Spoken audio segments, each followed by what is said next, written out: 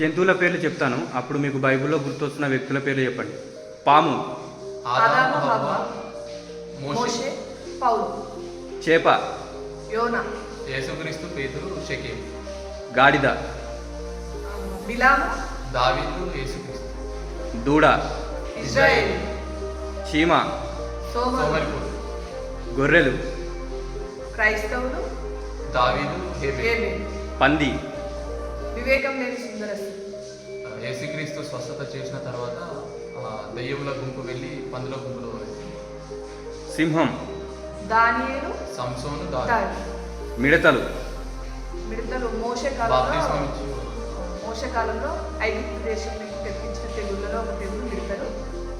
And Bible గ్రంథంలో మిడతల ఐక్యత గురించి చెప్పడం లేదు. నక్కలు, సంసోన్, హేరోదు, కాకి, ఏలియా, నోవాహు, ఆ, కోడి, కోడి పేరు, పేతురు,